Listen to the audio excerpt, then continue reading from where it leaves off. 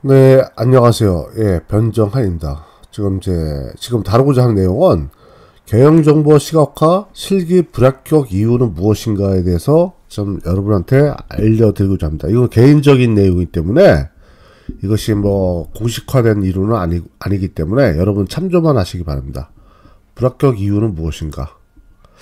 이 대한상호에서 빅데이터를 보시면은 국가 자격증으로 2024년 실기가 9월 28일날 있었습니다. 여기 있었는데, 그 내용을 보면, 제가 합격률은 뭐 10% 미만이 아닌가, 제가 어떨 때는 한 3%까지 보고 있는데, 그만큼, 모의 테스트와 출제 간의 어떤 괴리가 많이 있었습니다. 여기서 많은 분들이 당황스러웠는데, 사실 당황스러운 게 없는 것이 였는데, 수강생, 그러니까 입장에서는 사실 당황스럽지 않나 생각합니다. 왜냐하면 모의 테스트에서 범위에서 나올 것이란 예상을 했기 때문입니다.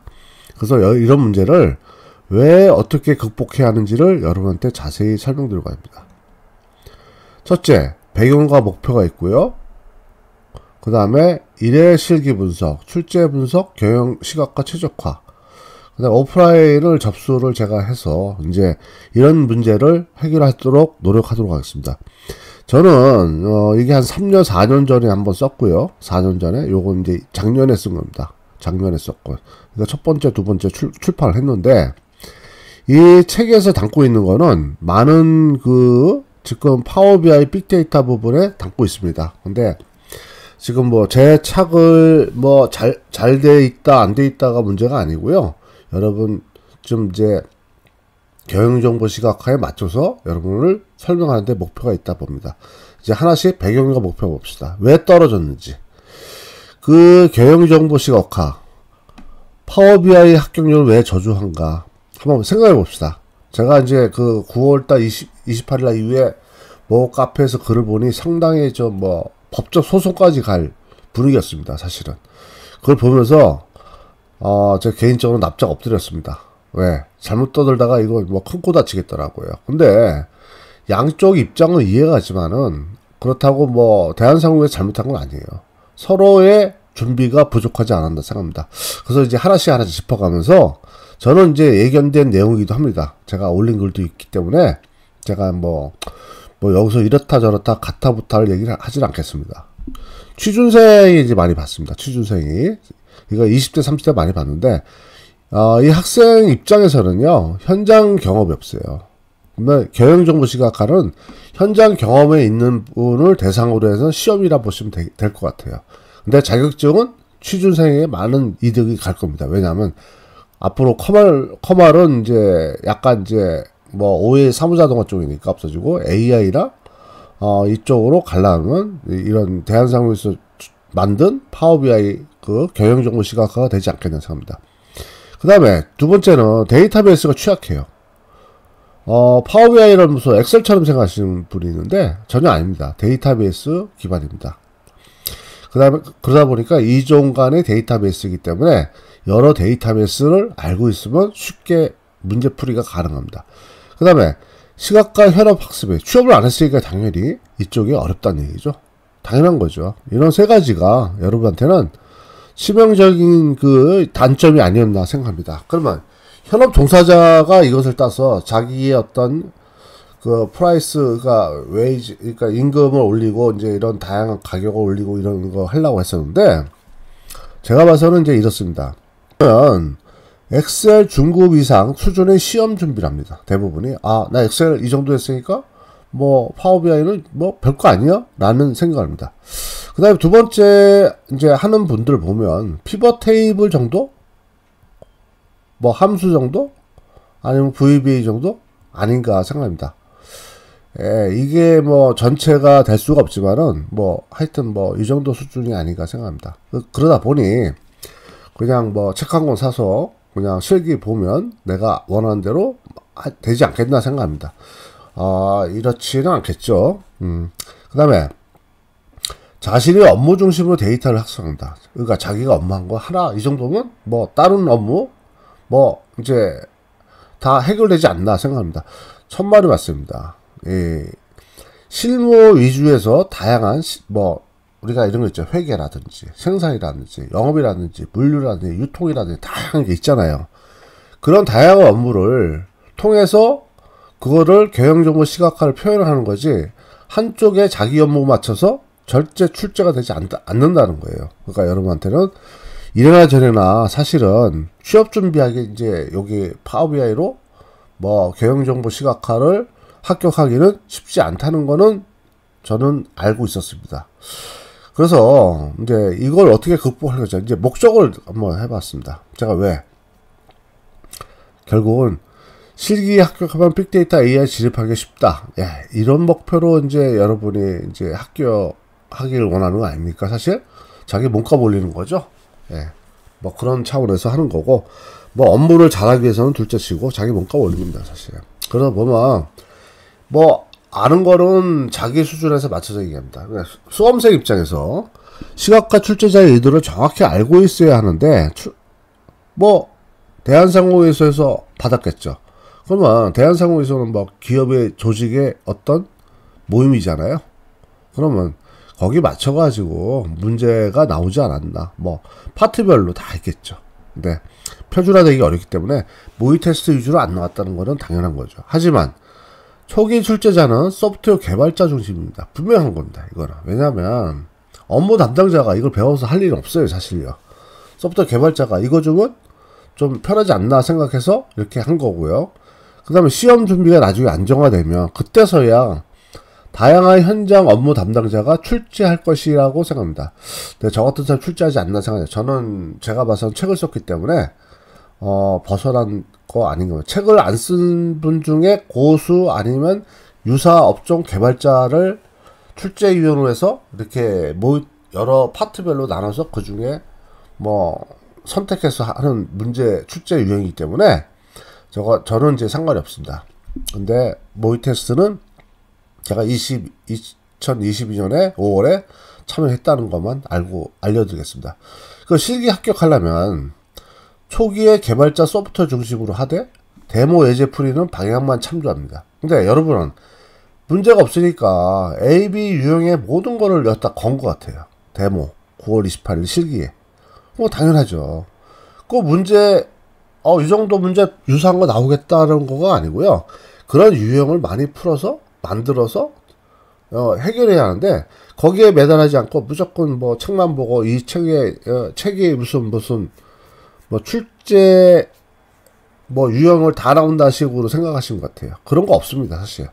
그래서 그 불합격 이유를 보면 데이터 전처리 부족이 있어요. 대부분이 뭐 A, B, C의 유형에서 거의 A에서 이제 9월 28일 보면 거의 힘들지 않았나 생각합니다. 대부분 제가 분석한 결과고요. 회사 경영 시각화를 접하지 못한 취준생이라든지 대부분이 이제 떨어진 분들은 취준생 교육 담당자 선생님들이 사실 뭐 그 회사 업무를 해본 게 아니잖아요. 그 다음에 IT 강사인데 강사들이 많이 떨어졌을 거예요. 제가 봐서는 붙을 수가 없어요. 왜냐하면 얇게 공부하고 거기에 맞춰서 공부하기 때문에 될 수가 없어요. 그냥 묵묵하게 현장 경험을 하고 그 경험 속에서 데이터베이스 공부한 사람이 합격하지 않았나 생각합니다. 뭐 용어로 얘기하면 용어를 알겠어요, IT 강사가. 그 다음에 선생님 같은 경우는 떨어지는 게 당연해요. 왜냐면 그 어떤 암기력이나 이런 거 되겠지만 암기어로 되는 게 아니에요. 취준생은 몰라서 떨어져도 뭐 이런 게 되는데, 그럼 어떻게 준비하는 게 좋은가 한 번을 제가 이제 설명드리겠습니다. 그러면 여러분 이거 알고 싶죠? 1회차 실기 2024년 9월 28일이에요. 실기가. 파워비아이랑 타블로가 쓰는데 저는 파워비아이 보겠습니다. A, B, C 여러분 다 알고 있어요. 이건 뭐 실기에 하는 사람 다 알고 있어요. 분명히 문제의 연관성은 없어요. 독립적인 문제의 유형으로 출제를 해야지만이 분별력 있고 그래야지 점수가 편차가 적어요. 편차가 만약에 연결돼 A부터 못 풀면 B, C 뭐 어렵다면은 거의 빵점이겠죠. 그래서 이제 A, B, C를 유형을 냈는데 여기서 이제 대부분이 A에서 이제 고민을 많이 하신 것 같아요. A. 뭐 B는 뭐 그럭저럭한데 A에서 대부분 70점 만점에 한 파트만 봐도 엄청난 점수죠. 여기서 뭐 다 힘들다 봐야죠. 예, 이렇게 됐고요. C용은 프로에 하는데 이건 아닌 것 같아요. C, A, B, C 순서가 다 있거든요. C는 응용이에요. 어플리케이션이에요. 일단 융합이란 말이에요. 근데 여기서 A의 전처리가 안 된다는 건 데이터 준비가 안 됐다는 얘기예요. 여러분한테. 이런 얘기고. 데이터 전처리에 XR의 피벗 수준으로 합격을 원한다. X입니다. 될 수가 없어요. 여러분이 엑셀 잘한다고 해서 되는 게 아니고 데이터베이스를 연결해서 하는 게 빅데이터 분석이지 엑셀 피벗 테이블 잘하고 함수 잘한다고 해서 뭐 행렬 잘한다고 해서 그건 아니에요. 최소한 관계 데이터베이스를 학습해야 합니다. 그 다음에 취준생은 회사 생산 업무의 업무 용어 생소합니다. 뭐 이거 당연한 거죠. 출제자가 소프트웨어 개발자라도 최소한의 업무 경영 정보 시각화 내에서 출제를 합니다. 여기 맞춰서 여러분이 해야 돼. 그 다음에 선생님 같은 경우는 많아요. 이걸 따서 좀 뭐 자기가 주변에 강의 이런 선생님 다 떨어집니다. 왜? 그 다음에 IT 강사 떨어져요. 왜? 경험이 없잖아요. 자기가 많이 안 돼요. 그게 아닌 게 아니에요.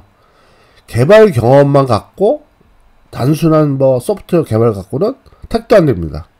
취준생이 그렇다 친더라도. 그래서 현장 경험을 좀 많이 쌓고 데이터베이스 하신 분은 대부분이 합격을 합니다. 그래서 여기 맞춰서 경험자를 찾아서 학습을 배우는 학습을 해야 합니다. 이제 그래야지만 합격할 수 있을까? 그러면 어떻게 해야 합격할 수 있을까 한번 알아봅시다. 한번. 제가 이제 그 도표를 만들었는데, 네, 이렇습니다.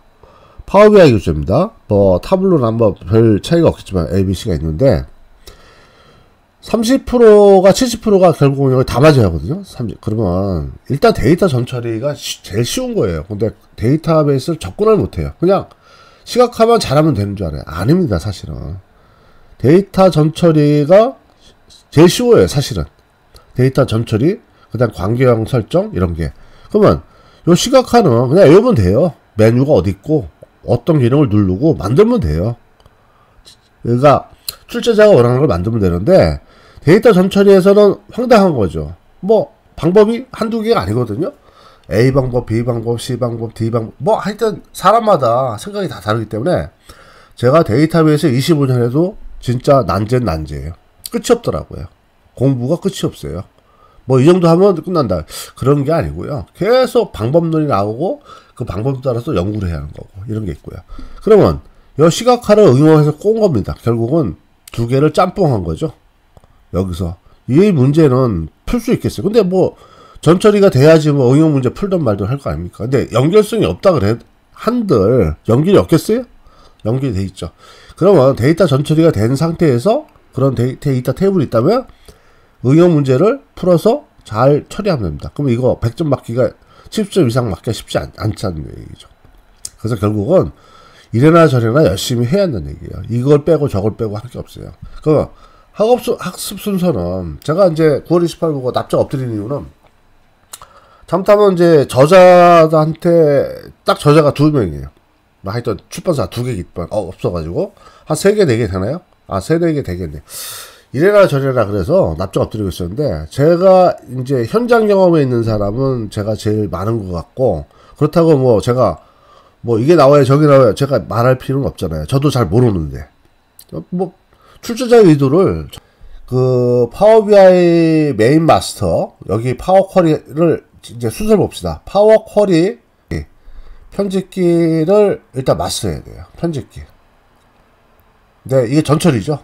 결국은 메인에서는 좌측 메뉴 보고서 테이블 관계를 잘 보면은 그냥 눈에 익어요. 그 다음에 우측 메뉴는 시각화, 데이터 속성 뭐 몇 개 있잖아요. 그 다음에 통계 뭐 나오면 이거 하면 돼요. 그 다음에 제가 이거는 제 책에는 110개를 나열을 다 해놨어요. 하나씩 한번 눌러보셔야 돼요. 나중에 보시면 함수 닥스를 쓰는 요령이 생겨요.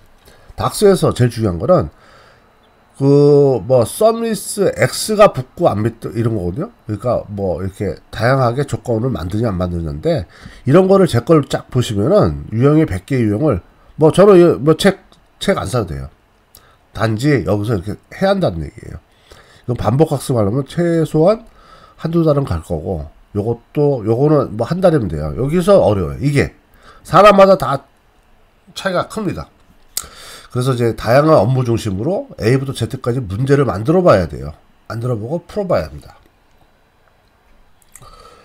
이제 4번 경영정보 시각화를 최적화에 알아보겠습니다. 저는 파워비아이를 이용해서 조직 내의 다양한 통합, 이제 시험의 문제와 관련이 없는 내용이에요. 왜? 이렇게 공부를 맞춰서 해야지 여러분의 경영정보 시각화에 몸을 뵐 수가 있어요. 그냥 단지 따가지고 말겠다 그러면 글쎄요, 그게 도움이 될는지 모르지만 시간이 아깝지 않나 생각합니다. 사실은. 예, 나중에 처음에는 통계를 알아셔야 돼요. 통계를 모르면 뭐 AI가 있든 뭐 다 의미가 없죠. 뭐 예, 통계를 배워야 하는 거고, 경영정보 시각화는 뭐 차트를 했기 때문에 이제 하는 거고, 그 다음에 여기 맨 마지막 이거예요.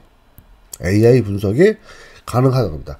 과거에는 데이터가 우리가 이런 얘기를 합니다. Y는 A 플러스 BX면 독립변수자, 종속변수 나눠가지고 독립변수와 종속변수 얼마 어떻게 개수가 몇이냐 뭐 이런 얘기 많이 들었잖아요. 수학 시간에. 근데 이런 거를 모르는 사람도 이걸 만들어주는 게 AI예요. 누가 하냐? 컴퓨터가 합니다. 과거에는 수학 잘하는 사람이 했겠죠. 그게 아니고요. 이제는 내 능력껏 이런 패킷 툴을 패턴을 알아서 패턴에 맞춰가지고 AI를 계속 만들어가는 사람이 최적화된 사람이에요. 예, 시각화 개체 분석을 할 수가 있죠. 이 파워 BI만 해도 6개의 시각적 개체가 있어요, 사실. 이거 뭐 앱상에 있는 것도 있는데, 제가 주로 여러분한테 보라 그러면 이거 내용이에요. 이거 구글에도 한번 검색해 보세요. 주요 영역 요인 분석. 이건 봐도 이런 게 되는 게 빅데이터구나, 파워 BI구나. 그럼 여러분 알 수. 그다음에 여기서는 이제 코파일럿이 나왔는데, 뭐 부조종사라죠. 많은 데이터를 도와주기 때문에 여러분한테 데이터 통합하는데 엄청나게 도움될 겁니다. 네. 그다음에 맨 마지막에 파워 플랫폼 연동까지 가면 이거 고수인데, 저도 뭐 굳이 뭐 여기까지 그쯤 마이크로소프트의 어떤 제품 특성인 것 같아요. 자꾸 묶어갑니다. 이렇게 가니까 여러분 요 정도 앞에서 한두 개, 세 개 정도만 잘 묶어도 여러분이 경영정보 시각과 최적화를 할 수 있지 않나 생각됩니다.